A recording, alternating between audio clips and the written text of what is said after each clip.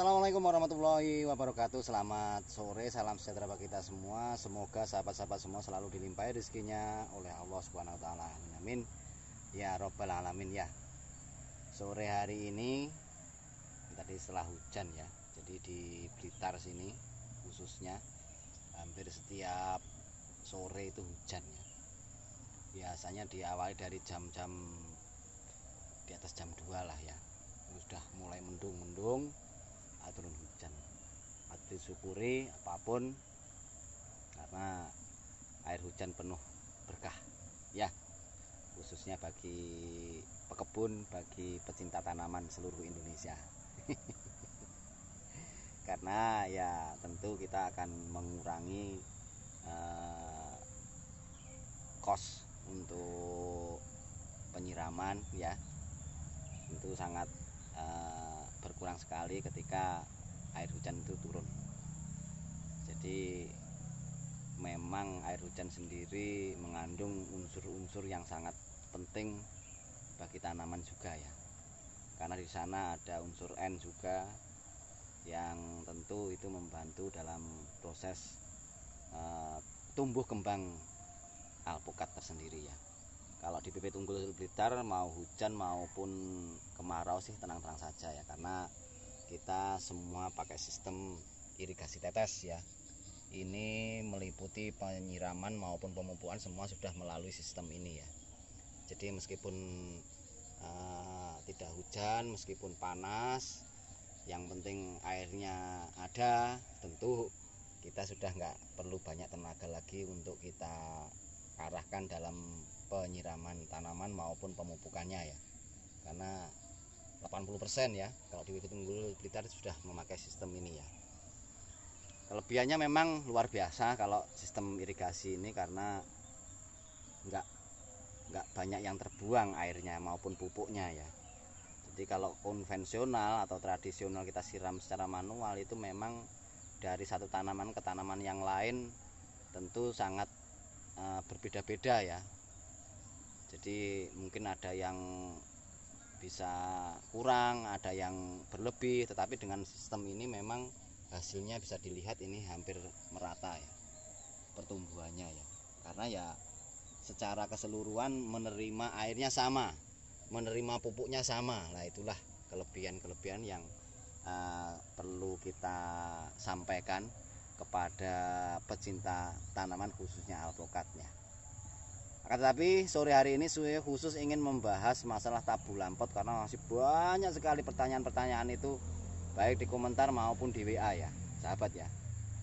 Pak, saya sudah rawat sedemikian hingga kok ternyata tetap tidak mau berbunga apalagi berbuah, itu solusinya bagaimana ya. Sebetulnya video seperti ini atau video dengan narasi ini seringkali saya ulas ya, tetapi mungkin karena videonya agak lama sehingga sahabat nggak begitu memperhatikan bahwa video ini sebetulnya sering kali saya sampaikan di video-video yang lalu ya. Tetapi saya ya namanya permintaan tetap saya akan buatkan video session videonya. Jadi syarat mutlak kalau saya pribadi sesuai pengalaman saya, kalau mau sukses berkebun alpukat maupun tabu lampot alpukat itu mutlak ya. Yang pertama dari bibit yang jelas, bibit yang unggul gitu loh ya, itu penting. Jadi jangan asal-asal, kalau kita ya mohon maaf kita hanya beli-beli dengan dari orang yang katakan hanya sebatas menjual bibit tanpa tahu jenisnya apa, bagaimana produknya itu diolah. Lah itu nanti ya implikasi ke belakangnya emang seperti itu yang akan dirasakan ya. Nunggu sudah bertahun-tahun, perkembangannya saja lambat, apalagi berbunga dan berbuahnya. Nah ini cilaka ya. Cilakanya sudah kita keluarkan modal, waktu, tenaga, biaya, ini sudah nggak bisa kembali ya. Kalau sudah kita terjun ke situ, sekali kita keluarkan ya harus kita terima hasil akhirnya seperti apa. Dimulai syarat pertamanya tetap saya ingin menyampaikan sekali lagi dari bibit yang unggul. Ibarat kata kita ingin membuat satu rumah tangga yang sesuai yang kita harapkan, tentu kita mencari istri yang tepat. Seperti itulah tanaman itu akan kita terima nanti hasil akhirnya seperti apa, yaitu dari awalnya kita memilih bibitnya itu ya. Yang kedua, kalau di lahan ya tetap dari pengolahan lahannya ya, yang tentu pengolahan lahan itu sering kali saya sampaikan, saya pakai ukuran minimal itu 60 kali 60, kedalaman 60 ya. Jadi semakin lebar, semakin dalam, semakin bagus ya. Kalau di lahan setelah kita gali, tentu tanah itu kita campur dengan kohe atau kotoran hewan yang sudah difermentasi, khususnya kalau untuk pupuk dasar ya. Yang kedua kapur, yang ketiga bisa ditambahkan dengan furadan. Tuh ya sahabat ya, itu kalau di lahan. Bagaimana kalau untuk tabulam pot? Tentu media itu ya harus kita kondisikan sedemikian sehingga tanaman itu bisa bertumbuh kembang biak dengan baik ya, sehingga itulah yang mencetuskan pada akhirnya alpukat itu juga setelah bertumbuh kembang dengan baik, dan tentu pada akhirnya dia akan memunculkan bunganya sebagai tanda terima kasihnya pada kita. Yang ketiga syaratnya adalah perawatan yang maksimal. Perawatannya itu sih sebetulnya nggak terlalu banyak menyita biaya ya. Tanaman di bawah 2 tahun itu per minggu, kalau catatan saya, kalau pengen bagus catatan saya ya, kalau pengen bagus sekali lagi itu sekurang-kurangnya jangan kurang dari 5 gram per tanaman di bawah umur 2 tahun ya. Kalau sudah di atas 2 tahun tentu ya semakin kita tambahkan untuk tanaman itu. Nah, kohe di lahan maupun di tabulam pot seperti ini ya sahabat ya, ini tetap kita akan menambahkan itu setiap 3 bulan sekali ya. Jadi kalau di sini ya cukup lah ya, setengah sampai 1 kilo itu cukup ya kohe fermentasiannya.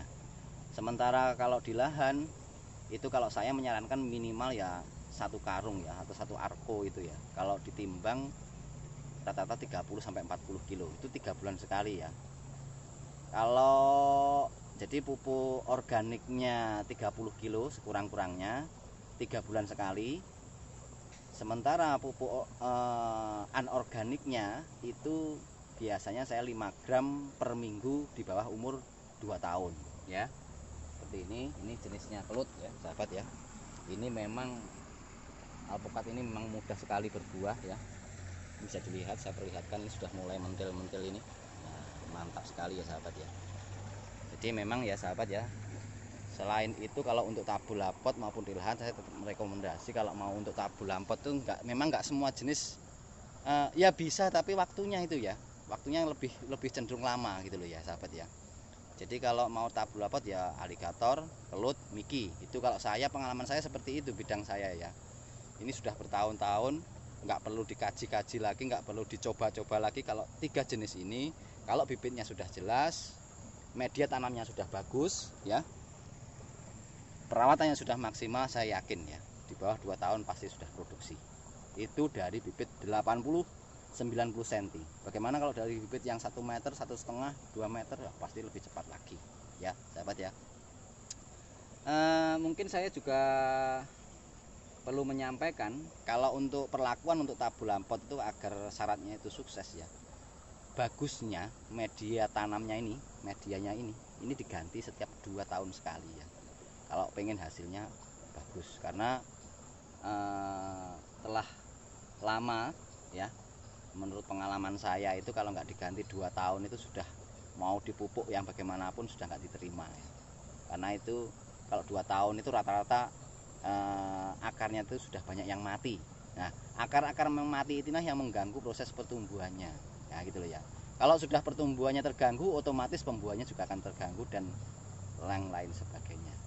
Ya, mungkin itu video yang bisa saya bagi pada sore hari ini.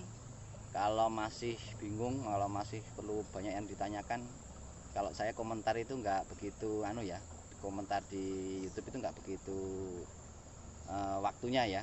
Tapi kalau respon yang cepat tetap melalui WA ya, kepada nomor yang sudah saya terapkan pada video ini. Semoga video ini bermanfaat, semoga video ini menginspirasi kepada sahabat semua. Kalau video ini bermanfaat, tolong di subscribe lah ya, agar saya terus bisa membagikan pengalaman-pengalaman yang sudah saya punya selama bertahun-tahun ini ya. Semoga sahabat-sahabat selalu dilimpahi rezekinya oleh Allah Subhanahu wa taala. Bila kita ya. Assalamualaikum warahmatullahi wabarakatuh.